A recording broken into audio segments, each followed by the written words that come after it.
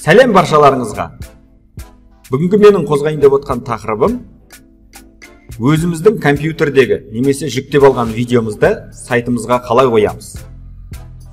Осының алдында мен YouTube'тан ссылкасы арқылы видеоны қалай қою керектігін түсіндірген болатын. Енді өзіміздің компьютеріміздағы видеоны немесе жүктеп алған видеоны сайтымызға қалай саламыз. Міне осы туралы айтам.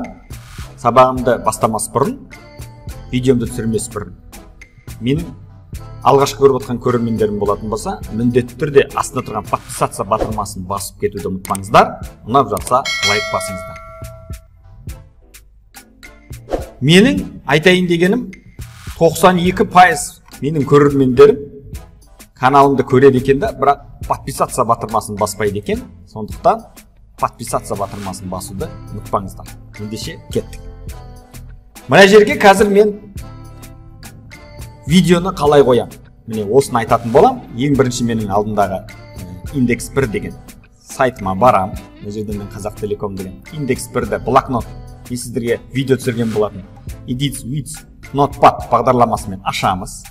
Менде Content Left деген блок бар. Сол жерге мына жерде бос тұр. Мына жерге бірінші заголовок первого уровня жазайын. Мысалға H1 аштым және H1-ді жабам. Жабам H1-ді. Заголовок бірінші тақырып. Сол жерге менің не жерге жазайын қазақша? Менің алғашқы видеомды леп белгісін қояйын. Сохранитті басамыз. Енді осы жерге обновить дейміз. Менің алғашқы видеом. Енді осының астына видеоны қалай қоямыз? Мен мынандай папка создавать еттім осы жерден. Көрдіңіздер, папка құрдым, видео деген. Соның ішіне өзіңіздің компьютеріңіздегі өзіңіздің бар видеоларыңызды әкеліп қойыңыздар. Туннель, немесе видео 777. Например, видео 777 деген бір видеоны ашайық. Не туралы бір интернет. Құрметті достар, сіздермен бірге осы жерде де бір сайт туралы түсіндіреді. YouTube-тан ала салдым.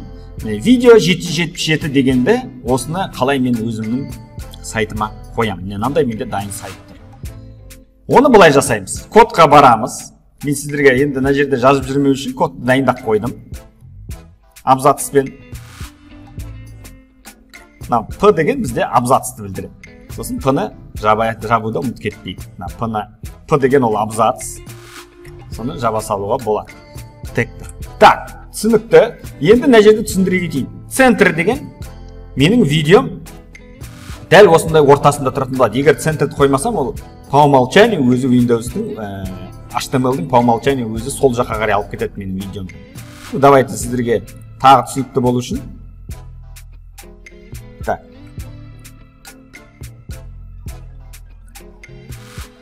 Центрді әзірге алып тастай салайын. Бізде түсінбейтін кісілер бар арасында. Сұрақ қойып жатады. Міне осылай қойдым. Енді мына жерде видео деген тек сол видеоны қоюға соған арналады. Сол видео деген тегті ашамыз, жабамыз, оның ішіне SRK деген путь. Сол видеоның қай жерде тұрғанын көрсету үшін осы тегті міндетті түрде қолданамыз. Сосын мен соның ішінде SRK тең тырнақшаны ашасыздар міндетті түрде. Двойной тырнақшаны. Соның ішіне жазасыздар. Қай жерде тұр менің видеом? Видео деген папка. Мен көрдіңіздер не жерде? Менде сайтта. Видео деген, мен мына жерге бірден видеоны қоятын болсам, видео деп жазбаймын, бірден атауын берем да и форматын берем. Мына жерде менде видео деген папка болғандықтан, мен мына жерге видео деп жаздым. Видеоның ішінде видео 777 mp4 деп жаздым. Одан кейін видеоға қандай нәрселер қолдануға болады? Егер мына екеуін қолданбасаңыздар, сіздердің видеоларыңыз, давайте мынаны вырезать етіп алайық. Қалай болады екен? Қазір сохранить деймін. Давайте обновить деймін. Міне видеом үлкен болып кетті. Даже менің сайтымнан асып кетті, сыртына қарай шығып кетті, көріп отырсаңыз. Бірақ видео істеп тұр әрине. Тіркестен біледі. Көрдіңіздер. Енді осыны сіздің сайттарыңыз әртүрлі болуы мүмкін ғой. Сіздің контент блогыңыз кішкентай болуы мүмкін, немесе бұдан да үлкен болуы мүмкін деген сияқты. Енді өзіңіздің размерін қою үшін әрине мен осы жерде алдында айтқан height және width деген бір height деген биіктігіне, высотасына жауап береді. Width ол ширина. Еніне жауап береді. Міне, сондықтан мына жерге 350 пиксель, мына жаққа 550-ден. Енді обновить етіп көрейік. Так, мен сақтаған жоқпын, мынаны сақтау керек міндетті түрде. Кез келген текстті өзгерткен кезде, кодты өзгерткен кезде сақтаңыз. Міне көрдіңіздер, менде по левому краю видео істеп тұр, өте ыңғайлы, бірақ менде сол жақта болып кетті. Енді мына жерге бағанағы центрді қояйық, центрді жазайық қазір мына жерге. Центр. Бұлар туралы отдельно тағы бір видео түсіретін болам.